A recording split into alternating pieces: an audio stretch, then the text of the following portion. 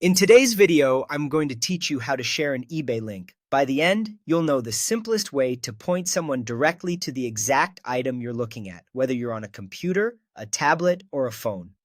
First, open the item listing on eBay. Make sure you're looking at the specific product page, not a search results page or your cart. You should see the item's photos, price, seller information, and the Buy It Now or Add to Cart buttons.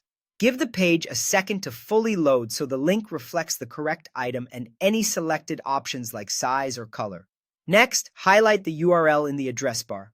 On a computer, click once in the address bar and the entire link usually selects automatically. If it doesn't, press Ctrl+L on Windows or Command+L on a Mac to select the full address. On a phone or tablet using a browser, tap the address bar. If only part of the link is selected, tap and hold to select all.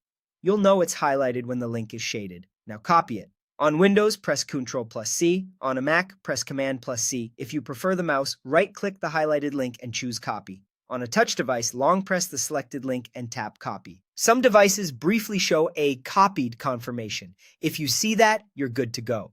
Finally, paste and share it anywhere you communicate.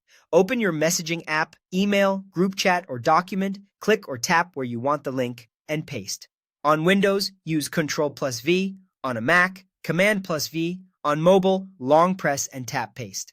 Add a quick note so people know what they're opening, like the item name or why you're sharing it. When you're ready, send the message as you normally would. A couple of quick tips to make this smooth.